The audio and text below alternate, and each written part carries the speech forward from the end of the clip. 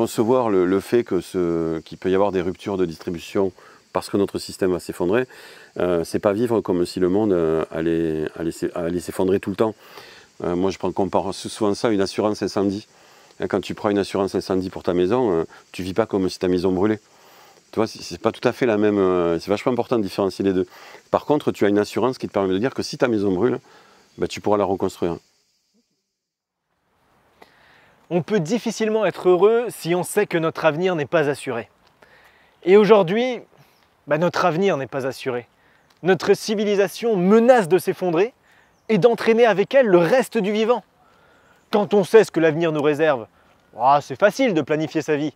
On sait qu'on fait un prêt pour acheter une maison, une voiture, on fait des études parce que dans 10 ans on aura un meilleur travail. Mais demain, ce monde dans lequel on a grandi, ce monde dans lequel nos parents et nos grands-parents ont vécu, eh bien il n'existera très certainement plus.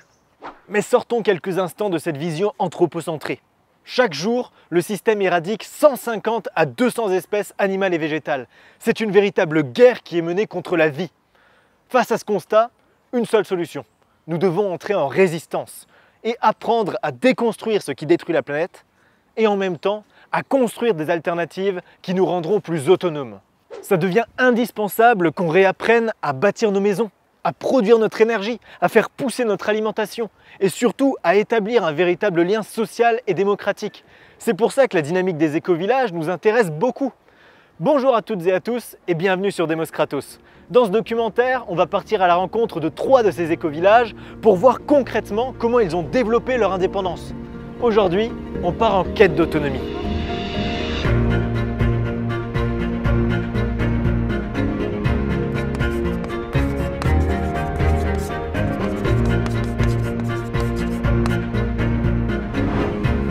Salut Julien. Salut Johan. Bienvenue à Pourgues. Merci de nous accueillir. Avant de s'installer dans l'Ariège en 2017 et de cofonder l'éco-village de Pourgues, Johan et d'autres habitants du lieu vivaient à Paris, où ils ont travaillé à l'école Dynamique, une école démocratique qui permet aux enfants d'apprendre à devenir responsables collectivement et à développer leur autonomie. Pendant 2 ans qu'on a travaillé à l'école Dynamique, on offrait une liberté incroyable aux enfants et on voyait l'effet que ça faisait sur les enfants, cette espèce d'impact extrêmement positif sur leur développement, sur l'exploration de qui ils étaient, la façon dont ils arrivaient à prendre conscience, comment ils se considéraient face au regard des autres, etc. etc. Un développement social énorme. Et nous, en tant qu'adultes et créateurs d'école, on n'y avait pas accès à ça. Et c'était un petit peu le petit grelot qu'on a envie de suivre, mais qu'on n'atteint jamais. Et est née en fait l'idée de créer un éco-village et de se retrouver ensemble, explorer cette liberté entre adultes, enfants, entre différents âges, et 6 mois après, on était là. On n'est plus en compétition les uns avec les autres, mais on collabore et on se complète. Et ça, c'est quelque chose qu'on n'apprend pas à l'école. Et dans la société actuelle, c'est pas une norme de venir se compléter les uns les autres dans nos compétences, dans nos savoir-faire et dans qui on est.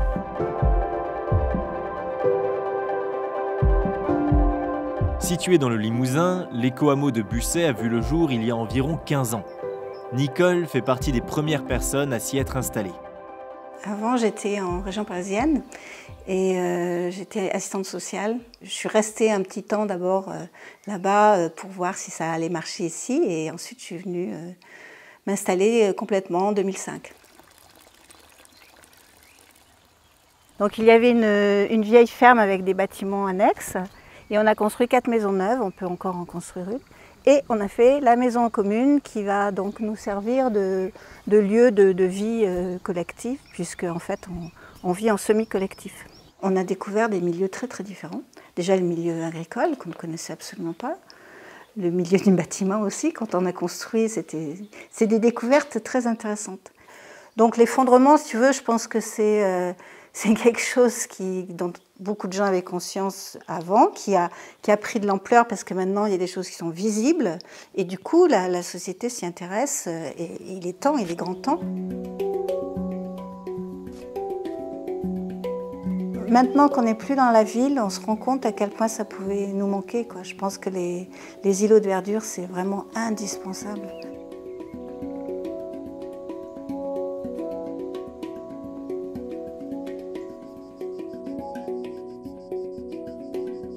Dans le Lot-et-Garonne, le projet de Terra a été initié en 2014.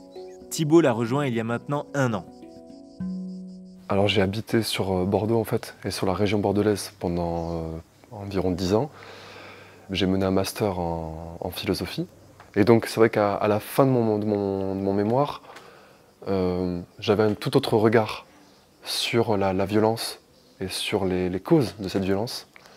Ce qui m'a amené à chercher non plus à être en contre, mais à être en pour, à voir ce qui se faisait et ce que je pouvais apporter. Où mettre mon énergie, où mettre mes qualités au service d'un projet qui fasse sens pour moi.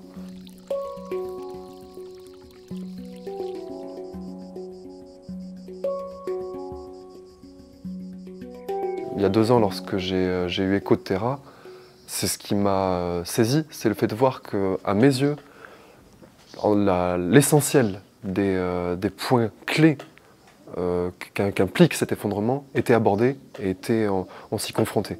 Donc aussi bien les questions d'alimentation, que d'énergie, que d'eau, que de politique, mais au sens société, societas, vivre ensemble, étymologiquement.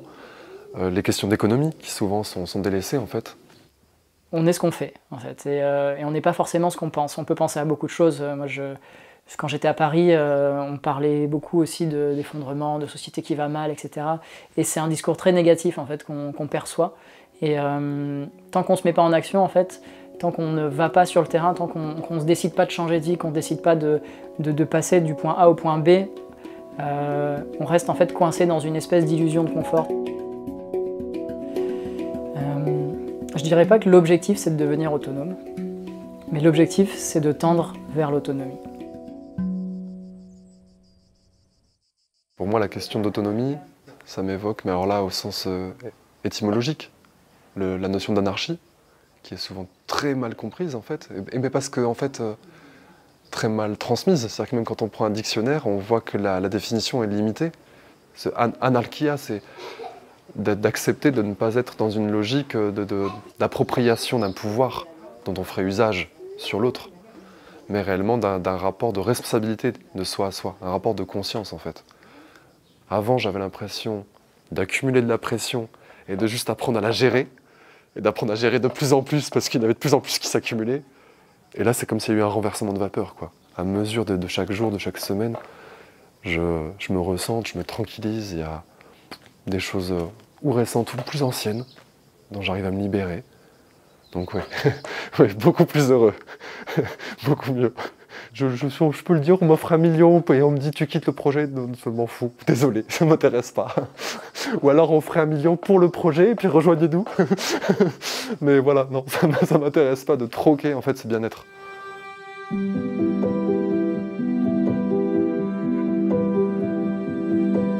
J'ai construit ma maison et ça c'est incroyable de pouvoir suivre le processus de construction de ton environnement selon tes besoins et l'image que tu t'en fais.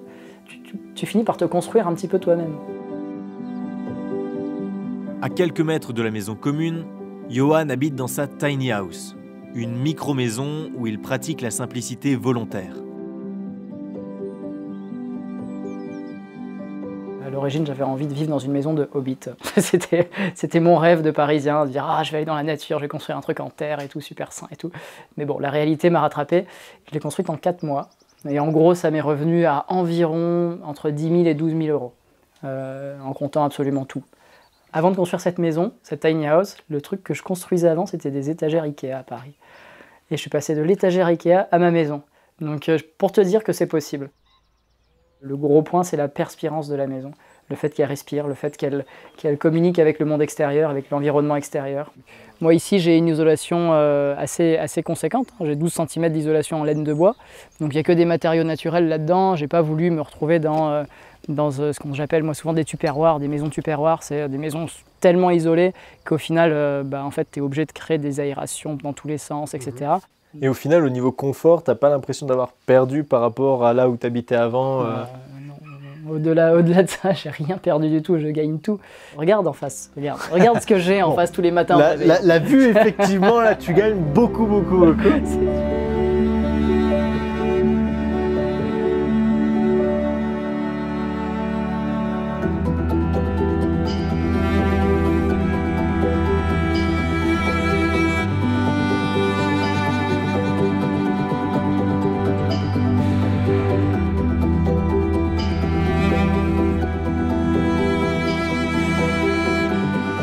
Il existe plusieurs sortes d'habitats légers. Des tiny houses, mais aussi des roulottes ou encore des yourtes. Le minimalisme permet de concentrer tous ses besoins essentiels dans un espace restreint.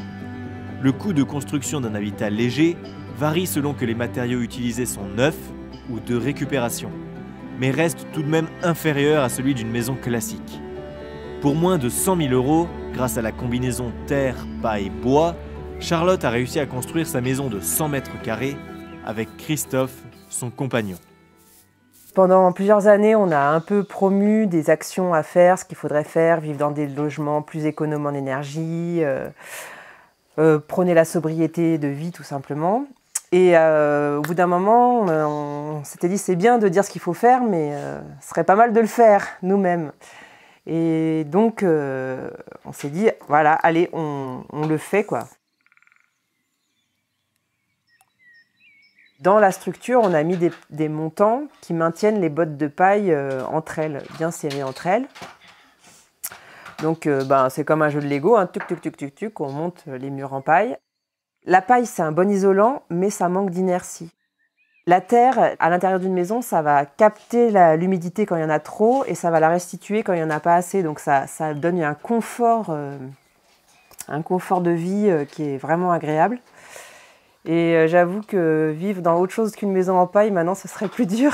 Parce qu'on est vraiment, vraiment, vraiment bien. Le projet Terra, il est arrivé à Masquières en octobre 2015. Dans les premiers mois, on a habité sur place. Donc on était quelques-uns, il y a une maison commune à se partager le lieu. Beaucoup de personnes sont arrivées, se sont installées. Il y avait deux facteurs. D'une part, il n'y avait pas la place pour que tout le monde vive sur le lieu. Et surtout, progressivement, on s'est rendu compte que ce n'était pas ce qu'on voulait. C'est-à-dire qu'on ne cherchait pas une vie communautaire, mais on cherchait à construire plus un écosystème sur le territoire. Et alors en 2017, on a été contacté par le maire de Trentelle qui nous a proposé de faire quelque chose avec sa commune. Alors, le projet de Terra, disons que j'avais entendu parler de Terra. Je suis allé voir sur le site ce qu'il se proposait de faire. Et du coup, comme la commune a un terrain constructible sur l'Ustrac, dans un site particulièrement choisi, je leur ai dit, écoutez, moi j'ai l'endroit idéal pour vous.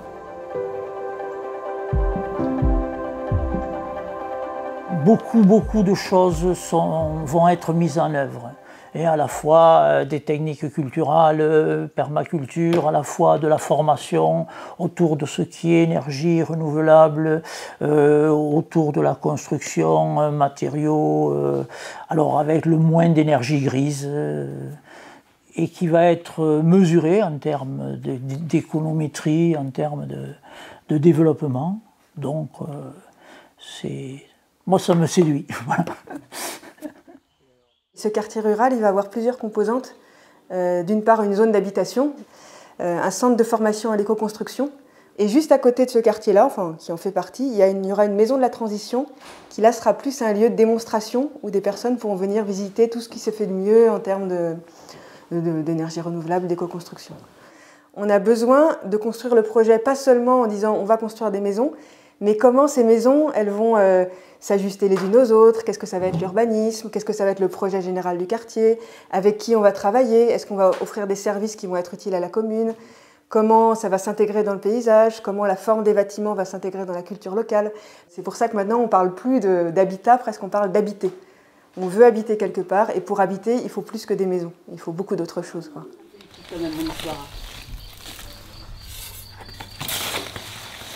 La question de l'autonomie de l'habitat amène également à repenser la manière dont on va consommer et donc produire notre énergie.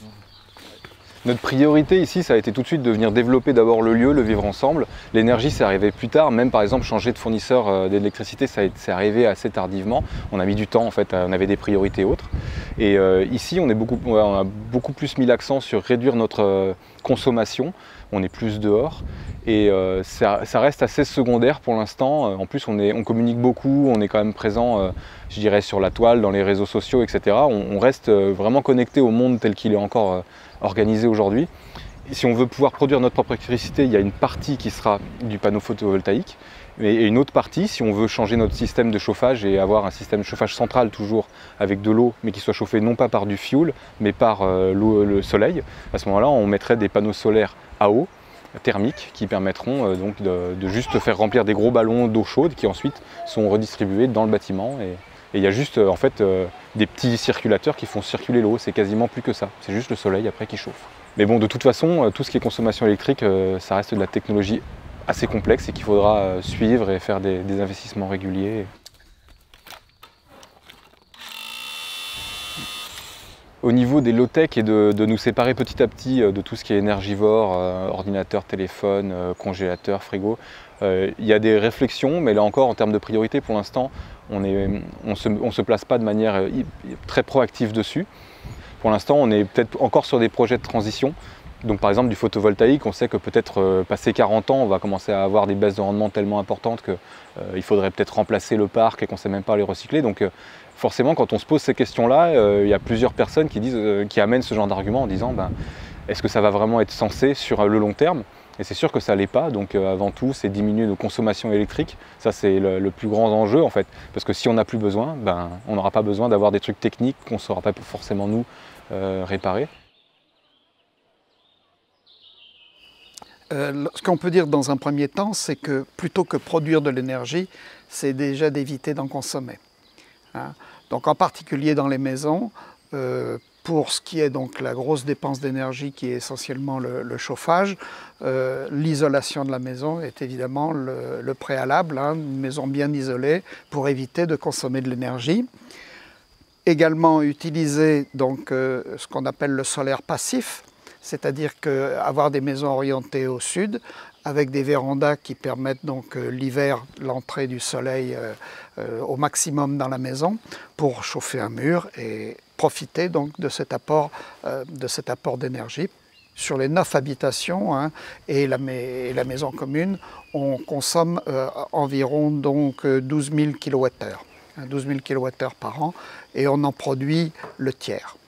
On a prévu donc d'avoir donc des panneaux solaires photovoltaïques donc, qui nous produisent 4 kW crête.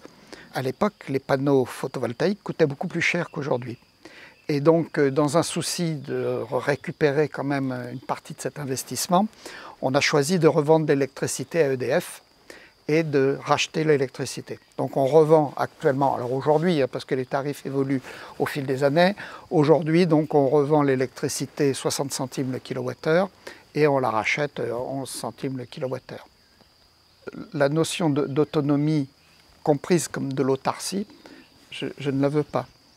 Je pense que ce qui est important, c'est que si on produit de l'électricité, il y ait un réseau qui permette de la partager, parce qu'il y a des endroits où les gens ne pourront pas installer de panneaux photovoltaïques. Donc je pense que le réseau EDF est important parce ce qu'il représente de solidarité quand même, il ne faut pas l'oublier, quoi, hein. Je pense qu'au niveau de la solidarité et de la résilience du système social global, c'est plus important de fonctionner avec un système décentralisé, quoi. Le gros problème de l'énergie aujourd'hui, c'est qu'elle est conçue, comme la plupart des grands modèles industriels, sur le principe de la rareté des capitaux. Et on voit bien qu'aujourd'hui, la plupart des technologies qui arrivent, y compris celles de l'énergie, sont des technologies qui cassent cette centralisation de la production et qui va plutôt la disséminer en local et finalement où chacun va pouvoir produire par lui-même ce dont il a besoin pour vivre. Il y a 3 ans, quand on est arrivé ici, on a organisé un chantier école avec un partenariat avec des professionnels de l'éco-construction, de l'énergie, de l'eau. Donc on a appris à construire des poêles bouilleurs, on a appris à construire des panneaux thermiques du début jusqu'à la fin, on a appris à installer et dimensionner des panneaux photovoltaïques. Et ça nous a permis d'avoir en tout cas une part de la compétence et de la connaissance qui nous permettra demain de pouvoir être de plus en plus autonome. Pour l'instant, le meilleur moyen pour stocker son énergie, ça reste aujourd'hui malheureusement les batteries. Et quand on est dans des zones comme ici un petit peu surélevées, on peut stocker aussi cette énergie en faisant remonter l'eau sur les hauteurs et ensuite en la relâchant pour faire fonctionner une turbine en haut. Sur Trintel, on aura une autre façon de fonctionner puisqu'on est proche d'une rivière, le Lot. Et donc on produira notre électricité aussi à partir d'hydroliennes.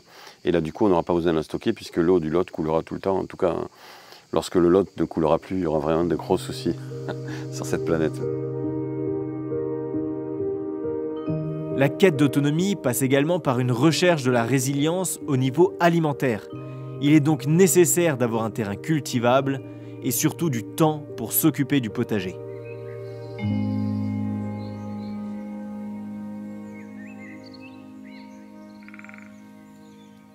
Donc ici, c'est le premier jardin qu'on a mis en place quand on est arrivé sur la maison. On a essayé maintenant cette année de diversifier les endroits pour cultiver, justement pour aller vers plus de production, passer de 200 mètres carrés à 600 mètres carrés en dessous. Donc on a voulu faire un design de jardin forêt, mais c'était particulier parce que c'était un grand périmètre. Donc on a voulu clôturer le périmètre avec, enfin le fermer un peu au vent dominant. On a un vent d'ouest et un vent d'est très fort ici. Et donc on a voulu faire un cordon d'arbres fruitiers, arbres et arbustes fruitiers, tout autour de ce périmètre et poser le jardin au milieu.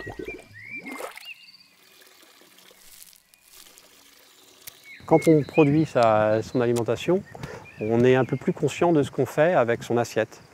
Déjà, quand on arrivera à produire 20, 30, 40% de notre consommation maraîchère, par exemple, déjà on aura fait un pas. Et puis on se sera engagé sérieusement.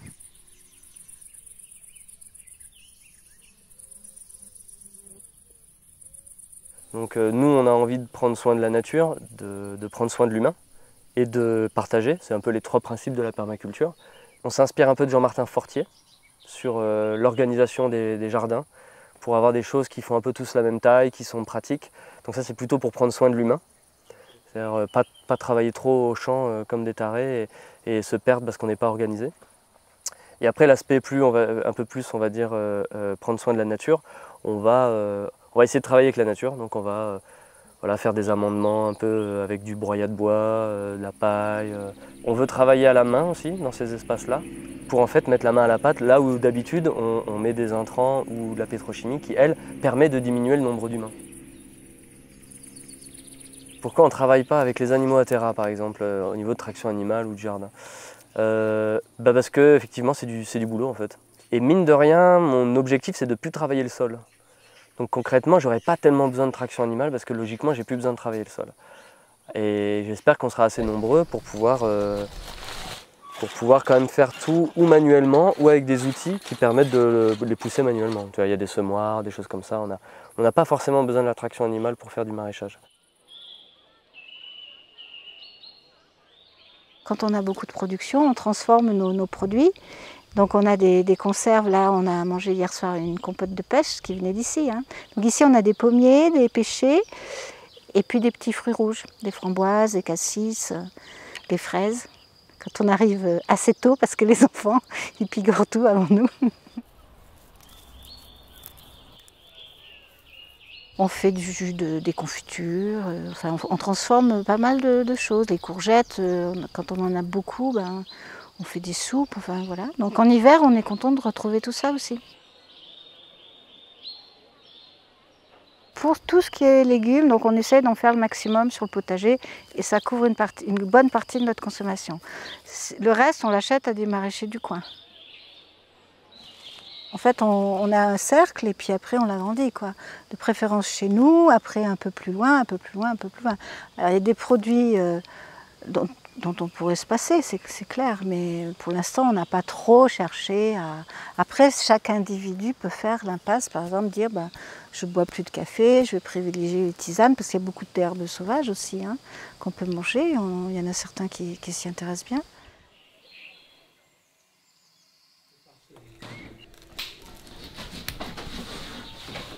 Le repas typique, il est végétarien la plupart du temps.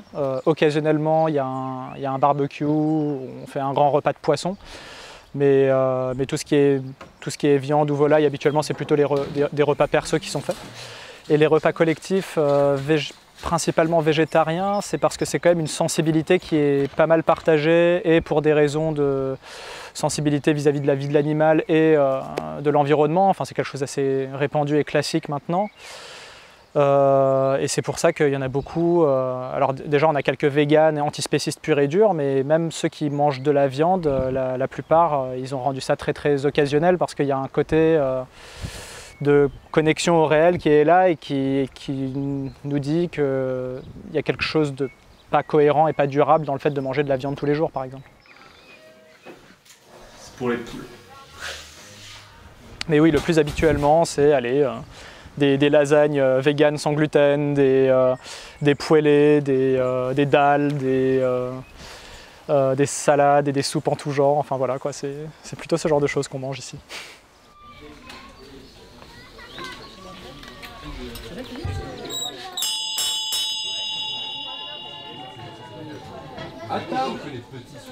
Je pense qu'il y a aussi quelque chose qui nous réunit pas mal dans ce village, c'est qu'on a tous en tête qu'il y a des scénarios d'effondrement à venir qui sont assez probables. Et dans cette optique-là, est-ce que si on met tous nos œufs dans le même panier et qu'on fait que du tertiaire, est-ce qu'on est suffisamment résilient? Moi, mon intuition, c'est que non, et on a besoin de se diversifier dans pas mal de choses, et notamment sur les produits de première nécessité et sur la subsistance. Et pour moi, c'est hyper cohérent quand on a 50 hectares de se mettre à faire de l'agriculture, quoi. On ne vise pas forcément à être en autarcie ou autonome sur tous les produits. On essaye d'aller le plus loin possible avec ce qu'on a ici. Enfin, on a quand même un immense terrain de jeu, donc ça donne vraiment envie d'aller loin. Mais après, voilà, je ne pense pas qu'on va fabriquer un moulin et notre propre farine et fabriquer nos pâtes et tout notre pain et tout ça. Donc on va faire quelque chose qui va assez loin, mais qui raisonnablement coopère aussi avec les producteurs qui sont à côté de chez nous. J'ai toujours le souhait qu'on aille acheter des choses chez les autres, en fait, à l'extérieur.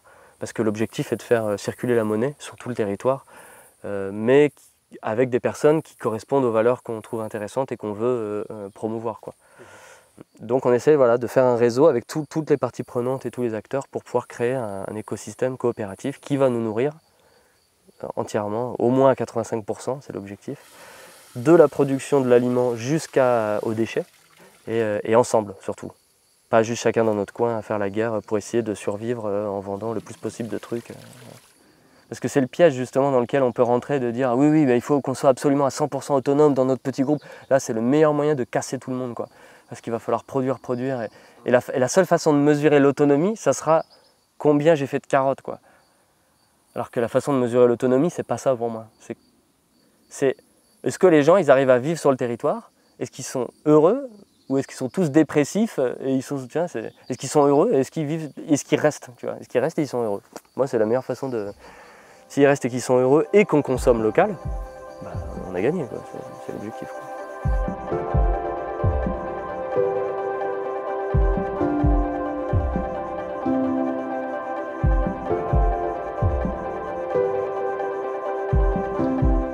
Et à partir du moment où tu produis ton alimentation, où tu collectes de l'eau, que tu la potabilises, que tu la recycles, que tu récupères tes déchets, que tu produis ton énergie à partir d'investissements de panneaux thermiques ou panneaux photovoltaïques ou poêles bouilleurs, si jamais tu as des problèmes ensuite de rupture de réseau et de réseau de distribution, tu seras quand même plus en capacité de résister, enfin de résister en tout cas en termes de résilience, que si malheureusement tu es seulement connecté au réseau, que tu n'as aucun moyen de produire toi-même, ce qui te permet d'être souverain dans ta vie. Donc pour nous, c'est très important d'arriver à ce niveau-là. Moi, je compare souvent ça à une assurance incendie. Quand tu prends une assurance incendie pour ta maison, tu ne vis pas comme si ta maison brûlait. Tu vois, c'est pas tout à fait la même. C'est vachement important de différencier les deux. Par contre, tu as une assurance qui te permet de dire que si ta maison brûle, tu pourras la reconstruire. Donc c'est ça cette idée de résilience aujourd'hui. C'est pas vivre comme si la maison allait brûler, mais vivre avec quelque chose qui te permet de savoir que même si elle brûle, tu pourras continuer finalement à vivre. Et si demain le système s'effondre, on sera le plus préparé possible. Mais on ne vit pas comme si tout allait s'effondrer et que finalement on commence à stocker des boîtes de conserve pour survenir à nos besoins pendant un an. Non, c'est pas du tout cette... je pense qu'on n'est pas dans cette représentation un peu négative. Voilà, on n'est pas des survivalistes, on est plutôt des humanistes, des gens qui veulent impacter le moins possible en fait notre environnement et puis surtout vivre bien ensemble en fait. Parce que c'est ça l'important aussi.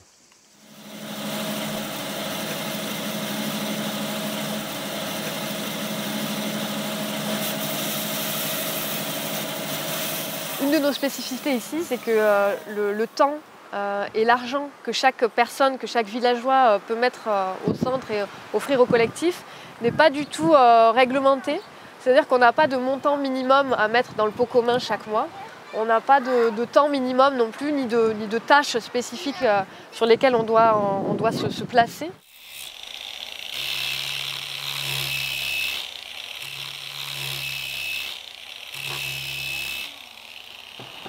Pour le moment, il n'y a personne qui travaille à l'extérieur. Enfin, on est plusieurs à avoir des activités un peu indépendantes et parfois ponctuellement à bouger pour certaines choses. Mais il n'y a personne qui est salarié, voilà, du genre qui part le matin, qui revient le soir. Mais ce n'est pas un souhait collectif forcément. Parce que là, c'est pareil, c'est laissé à la liberté de chacun. Parce qu'on pense que c'est par là aussi qu'on permet à chacun de se responsabiliser. Par contre, on s'est aperçu que c'était important pour que ça fonctionne, qu'il y ait un maximum de transparence. C'est-à-dire que sur l'argent, par exemple, on est obligé de rien, il n'y a pas de minimum et tout. Mais par contre, on est au courant tous qu'une personne ici, chaque mois, elle coûte environ 420 €. Donc si toi, tu mets moins, ben voilà, on sait qu'il y a quelqu'un d'autre qui doit mettre plus pour qu'on arrive à l'équilibre. Mais en fait, on est allé jusqu'au bout de la logique en se disant, ben, si ça venait à capoter parce que, chacun ne met pas assez et que on préférait que ça capote plutôt que d'obliger les gens en fait, de l'extérieur à mettre, etc. Et en fait, ça ne se passe pas comme ça. On voit que en fait, ça s'équilibre. Il y a des personnes qui ont des activités ou qui ont une rente et qui peuvent mettre beaucoup plus dans le pot commun, d'autres qui mettent rien du tout mais qui passent du temps au jardin, du coup on achète moins de fruits et légumes, etc. Il y a certaines personnes qui ici bénéficiaient d'aides de l'État, notamment voilà, des aides pour le logement ou du RSA, ce genre de choses, et puis finalement qui sont arrivés au bout de leurs droits et qui donc au niveau ne pouvaient plus rien attendre de l'État. Et nous, notre but dès le départ, c'était de toute façon d'essayer de sortir de ces aides de l'État pour être évidemment un maximum en cohérence avec notre souhait d'autonomie et tout ça, tu vois.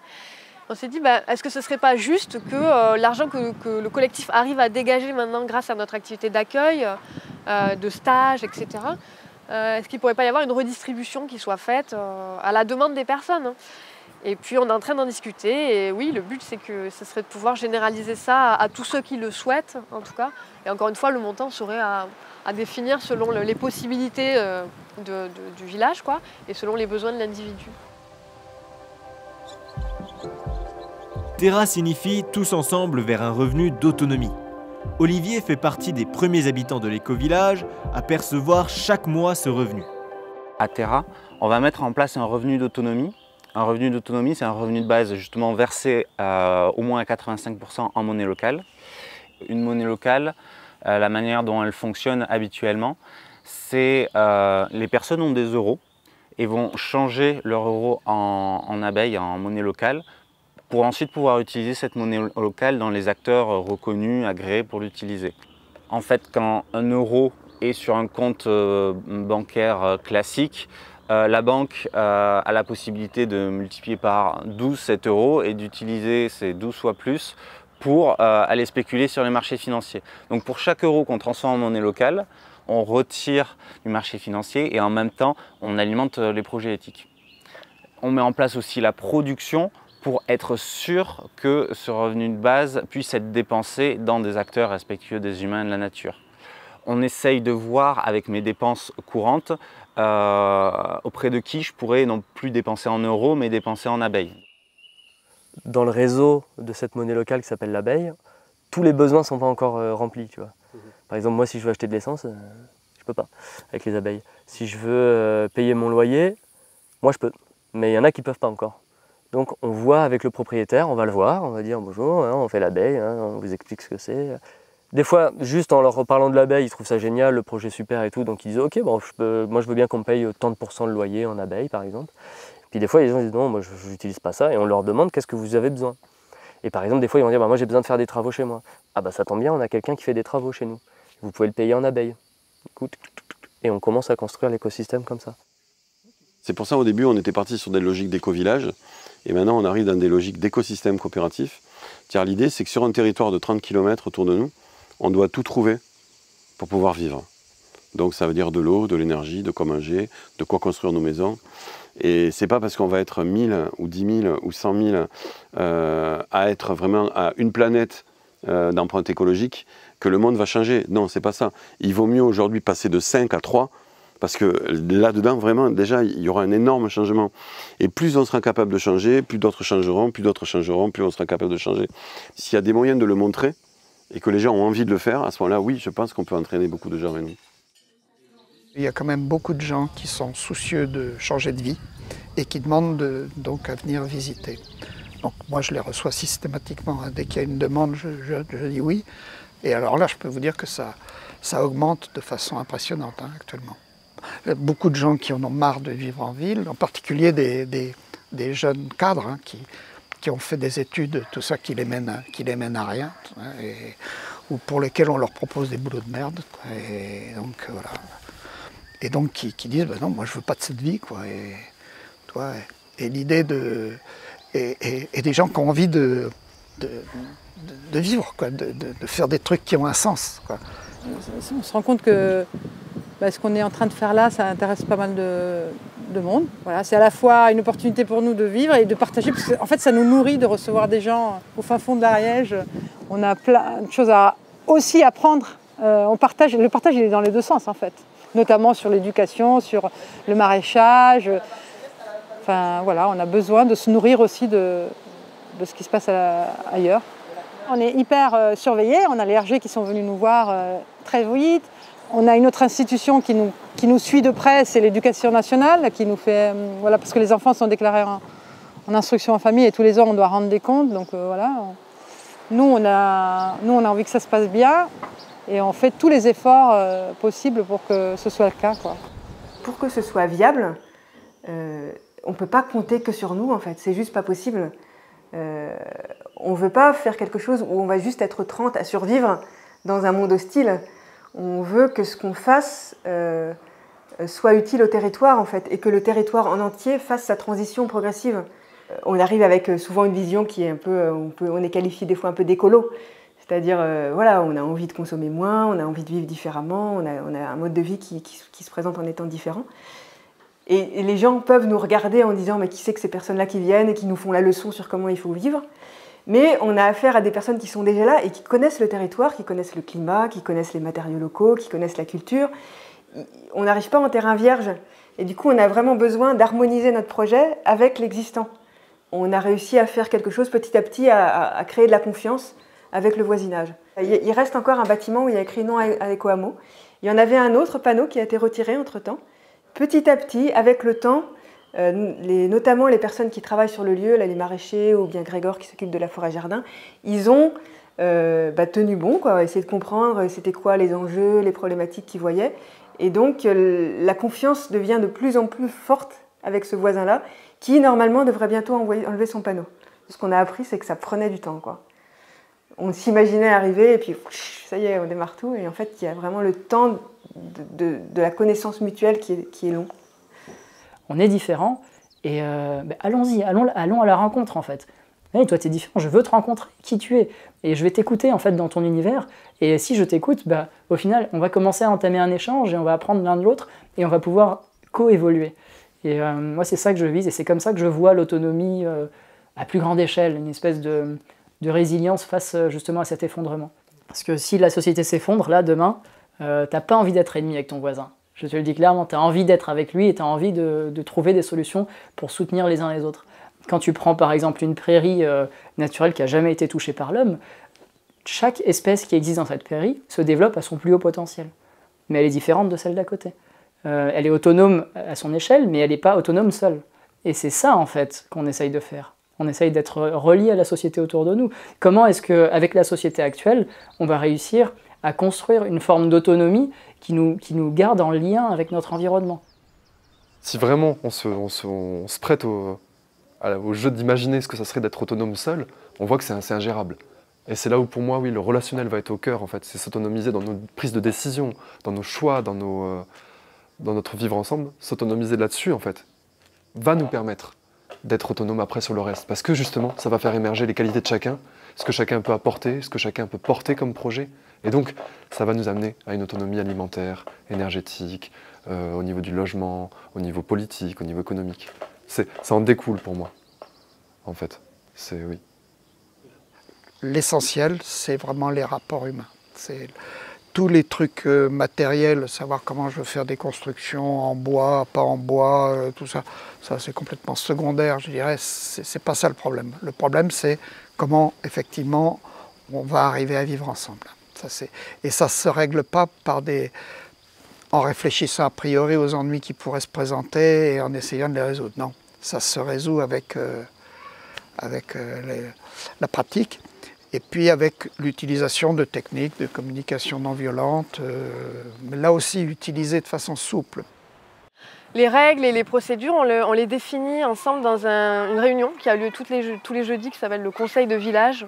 Ici, c'est vrai qu'on est le village de la liberté individuelle, donc forcément, finalement, c'est tout un tas de personnes, d'individus, et leurs souhaits, leurs envies, leurs points de vue vont à un moment donné rentrer en conflit, mais dans le sens neutre, positif du terme, c'est-à-dire juste ils vont se rencontrer. Et du coup, en effet, on a décidé ensemble de tout un tas de règles de vivre ensemble qui constituent notre cadre. Donc c'est un cadre qui est co-construit et qui est évolutif, on peut le faire bouger tout le temps.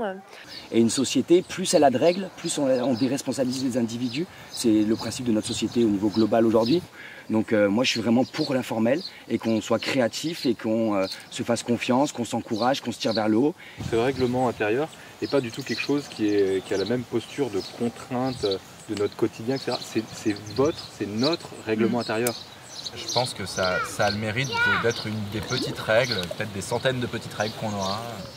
Et pour l'instant, j'ai l'impression qu'on n'est pas débordé de règles. Quand il y a une transgression de ce cadre, parce qu'en fait ça arrive aussi, bah là il y a plusieurs solutions et on peut aussi décider de saisir un autre organe. On a deux organes principaux ici, le conseil de village et le comité d'enquête et d'arbitrage, CEA. Et donc dans ce deuxième organe, on va justement parler ensemble de cette transgression du cadre. Voilà. Une autre de nos spécificités, c'est la considération des enfants en tant qu'individus à part entière. Et donc, oui, dans tous nos organes démocratiques, les enfants qui sont membres ont une voix égale sur toutes les décisions, même les décisions les plus impactantes. Donc c'est un chemin qui est hyper intéressant et notamment bon pour eux en termes de vie sociale, de vie démocratique, etc. Mais aussi dans le rapport en fait, qu'on peut avoir avec ces individus qui ont pour spécificité d'être des enfants.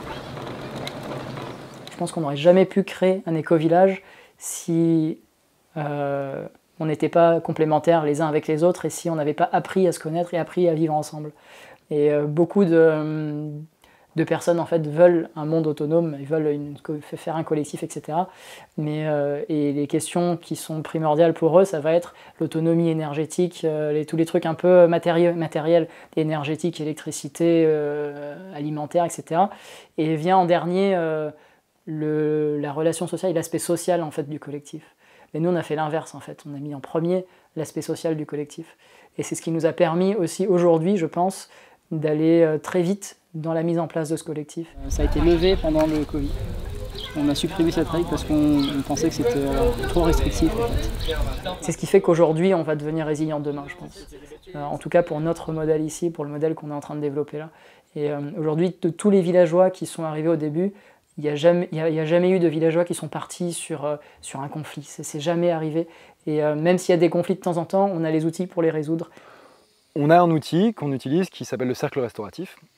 Et ce qui se passe, c'est quand deux personnes ou deux parties sont en conflit sur un sujet donné, une des deux personnes ou une des deux parties peut aller contacter un facilitateur. Et à ce moment-là, ce que le facilitateur va faire, c'est qu'il va un peu voir quelle est la problématique avec moi, etc. Il va aller voir ensuite la personne concernée pour lui dire voilà, Grégor a déclenché un cercle restauratif avec toi, est-ce que tu vois pourquoi? Donc, ils vont discuter ensemble. Et puis, la partie A et la partie B vont chacune inviter d'autres personnes. Et là, il y a tout un jeu de présentation de la personne A, pause, reformulation de la personne B pour vérifier que la compréhension mutuelle se fait. Une fois qu'on s'est bien compris, on va chacun prendre une part de la responsabilité du conflit, voilà, en quoi on était responsable de ce qui s'est passé, et ensuite on va établir un plan d'action. Et le facilitateur continue à accompagner après le cercle, puisqu'il y a ce qu'on appelle un après-cercle, un mois après, pour vérifier comment ça s'est passé, est-ce que le plan d'action s'est bien déroulé, comment va la relation, voilà. Il n'y a aucune obligation ici d'utiliser les outils. Il y a un encouragement assez fort de le faire, parce qu'on ne va pas te mettre le couteau sous la gorge pour dire tu es en conflit avec machin, fais un cercle restauratif. Mais on voit bien que quand ce n'est pas fait, il y a une dégradation.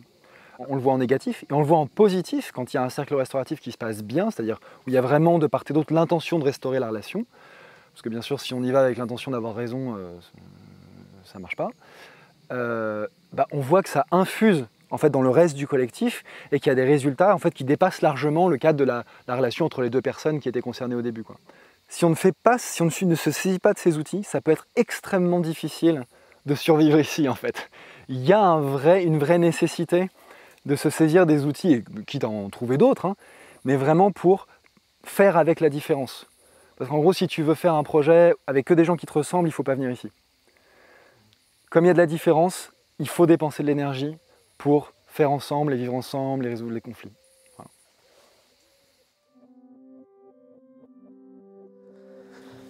De retour des éco-villages, on va faire un petit débrief. À l'origine, quand on est parti à la rencontre de ces écolieux, on avait vraiment envie de voir concrètement comment reprendre notre autonomie. Et on avait une vision très technique de ce que ça voulait dire être autonome. On avait envie de leur poser des questions sur combien d'électricité précisément ils produisaient, sur combien de nourriture, pommes de terre, carottes, tomates, ils faisaient pousser. Voilà, on avait envie de choses très précises. Et pendant le tournage, on s'est rendu compte que ce qui comptait le plus pour eux, c'était absolument pas tout ça, mais le vivre ensemble, les règles démocratiques qui régissent la vie dans l'éco-village. Et je dois dire que ça nous a fait plutôt plaisir de découvrir tout ça, sachant que notre sujet de prédilection, c'est quand même avant tout le Demos Kratos. Ils essayent bien évidemment de gagner en indépendance, mais sans vivre en autarcie. Leur objectif, au final, c'est pas vraiment l'autonomie, c'est plutôt la résilience. C'est-à-dire qu'ils cherchent à assurer leur avenir, en répondant à leurs besoins de base, même en cas d'effondrement économique ou politique.